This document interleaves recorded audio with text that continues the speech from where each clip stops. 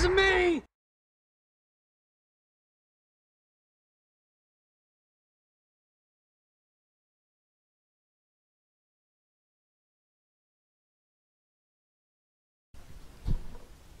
Hello, I'm Doc Owen with Action Figure Times. Today we're going to be looking at some Masters of the Universe offerings that will be offered on MattyCollector.com on December 15th, 2011. Now, as you may or may not know, I am a complete imbecile when it comes to Masters of the Universe stuff. I've never really been a collector. I do appreciate especially what they've done with the Classics line as toys, and I've always been more of a DC Marvel guy myself, and even more DC in recent years. However, at Action Figure Times, we have a tremendous resource in Toontastic Tim, who has basically given me some background information on some of the things that I'll be sharing with you. So if I in any way with this one don't sound like a complete imbecile, it's only because of Toontastic Tim's tutelage. First thing that we're going to be looking at is Demo Man. Now, he does come in the traditional white mailer box that you can get. On the back of the mailer box was your chance to invent your own Masters of the Universe figure. I strongly encourage you to do that. Now, Demo Man was based on some original art by Mark Taylor, it's kind of like the art that they were trying to draw up for the cartoons and stuff, which would eventually become Skeletor. So evidently this is what Skeletor would have looked like if they hadn't have kept refining him. Now on the back, which you can see an up close of the bio, go to aftimes.com and you're going to be able to see some close-up pictures of all of this stuff. You'll be able to look at that closely. Now this is you don't see a whole lot of purple on him like you do on Skeletor, but he still looks cool. I am looking forward to opening him up. He does have what's supposed to be a Skeletor head right there that still looks a little bit different than our normal Skeletor. Now, one thing I thought was kind of odd, because evidently they didn't just want to say, hey dudes, this was based on some old concept art and we just threw it together. They give him kind of a bio and they give him this weird name right here. Guys, if my name was that, I'd be pretty pissed off too, and I'd be wanting to hurt somebody myself. So anyway, it's traditional Masters of the Universe Classics packaging, which means we can rip it open just like that. Here we go. He is lime green. If I was lime green, I'd be pretty ticked off again. Now, this is kind of a cool beard, and I am going to show you these guys up close. I do like the beard. I like the fact that he moves around. He's kind of light in the armor department, but maybe he was so bad back then he didn't need it. He's missing some toes. He's got pretty tight ankle joints. This is a cool scimitar. That's kind of neat. Got a blood hook on there so he can shove it in there, pull somebody's gut out. That's kind of cool. And you know, he's got a little bone in his beard. That's pretty wild. You know, if he was a little bit darker, you'd almost think he's like a Planet Hulk type guy, right? Or, you know, like the future Hulk. Anyway, he does come with a couple different heads. One where he's missing his bottom jaw.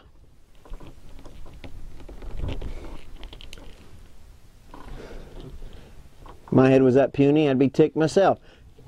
Maybe this is something he can hold on to or something, but that's kind of a weird look for me. But he does pop on there, so that's pretty good. This will come off. His tunic looks like it would probably come off. It's got a little release right there. Yeah, it'll pop right off, so that'll be good. He's got good articulation. You know, and you can't see those monstrous lats that normally the Masters of the Universe figures come out. You know, like I said, I've never really been a Masters of the Universe fan, but they've got some pretty cool stuff coming out next year. Today we're going to be looking at the Battleground Evil-Lyn and then the Wind Raider, which I think is pretty awesome. Skeletor head, he's more green than normal. And I wonder if he glows in the dark. That'd be pretty cool, wouldn't it? So there you have it. You know, he's kind of looks. Now I'm going to be able to show you each of these things close up. I think personally, I really like the beard. I like the bearded, you know, the kind of the ZZ Top, you know, Demon Man look, or Demo Man. You know, get him a guitar. But anyway, now, so, oh, also, he gets this cool mace. Which, with his articulation, man, he can just start whopping on people.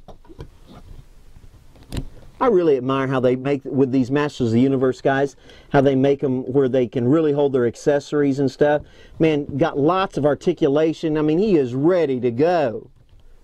Very, very cool. But we'll be showing them to you close up at the end.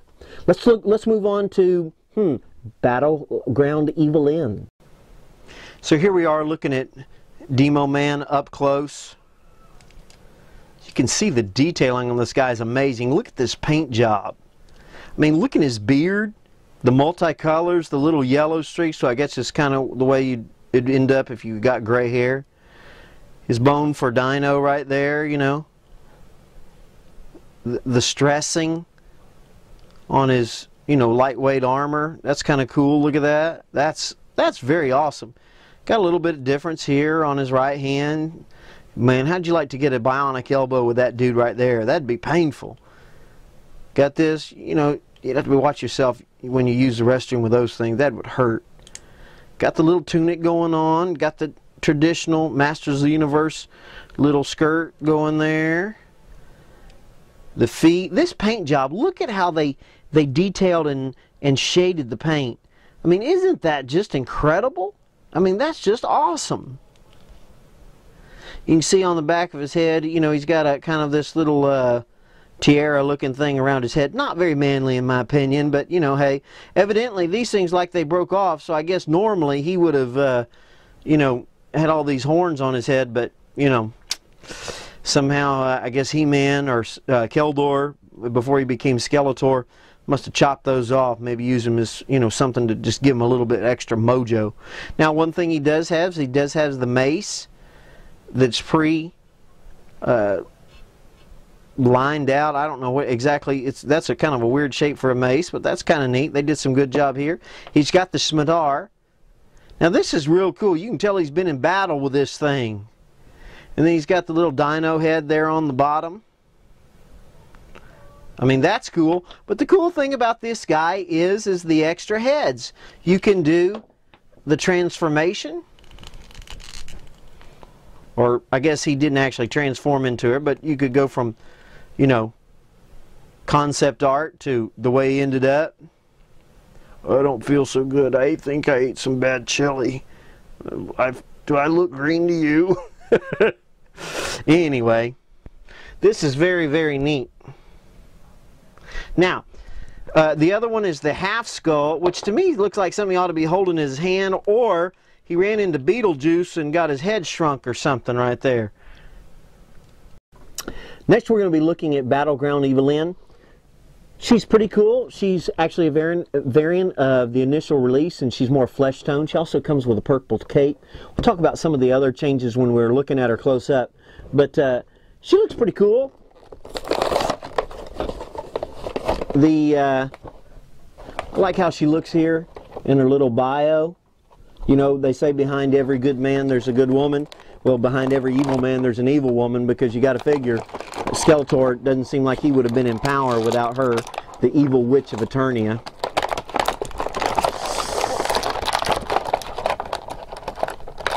That's a nasty little booger of a knife. You'll see it up close in a minute, but can you imagine getting cut with that and then having it drug out of you?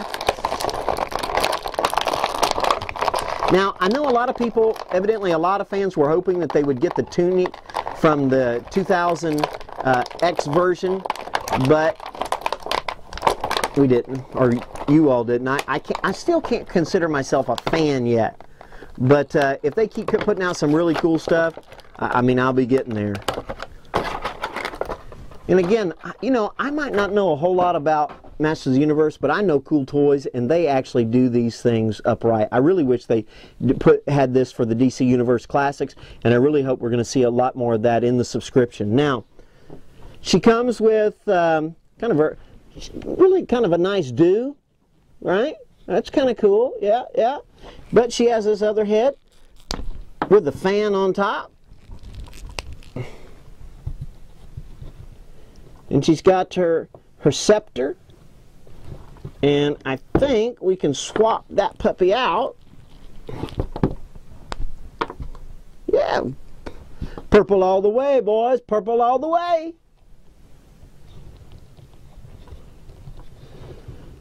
This little outfit she's got on, though, to me that would scratch her breast a little bit. I might go for something a little softer than horns. That's just kind of weird to me. Cape fits over her fan head. She's got, you know, she's got the purple Skeletor color scheme. You know, she's trying to woo her man. She looks a lot more grumpier to me with the hat on than she does with a little pixie hairdo, with the regular hairdo. But that's kind of cool. Now, Tim said this was a spell casting hand. I guess that's what it is. Looks a little odd, you know, it looks like she wants to grab somebody by their testicles and pull them off. I mean, because isn't that what witches do? I mean, I've had a couple witches try that with me. But anyway, nice. This thing is so detailed, and we're going to be looking at her close up, but this is very, very cool. She's got plenty of articulation. I wish Wonder Woman had this kind of articulation. I mean, this is awesome. Nice, soft goods cape. And, I mean, she's ready to do business with this stick. But I personally, if I was going to display her for myself, I would use, I'd want the regular hairdo. I'm just not a fan of women with fans on their heads. Maybe you are. And I also noticed that the knife itself, I guess because she has to hold this and cast the spell with the other one, but I do wish that we kind of could have them both hand, you know, with a knife. But listen, if you wanted her with a spellcasting hand, she's got one. Here we are looking at Evil-Lyn up close. I have to say this is a very, very cool sculpt all the way around. I mean, this is really nice. Kind of got the purple earrings going on there. I know a lot of fans, Toontastic Tim had told me, we're waiting for the 2000X bustier or tunic version. Instead, it's the bustier. Her accessories are different colors and things. He also told me that even though this is the original Tila Buck, they did reverse some of her accessories to give her kind of a different look. Boots look very, very cool. One of the things I personally like about this is the cape, just the way that they painted it in the purple cape, and you can see the black and the shading. I mean, I think that's extremely well done. She's got the hand, I guess that's supposed to be the spell casting hand. That's kind of neat. Over here she's got a nice little grip. She's got some cool accessories. You can see the little demon head or skull head on the bottom of her knife. I mean, that is a nasty critter right there. Then she also has her staff that comes with the two crystals at the top. It fits into her hand pretty easily. This one pops off. Speaking of heads, she does come with a second one.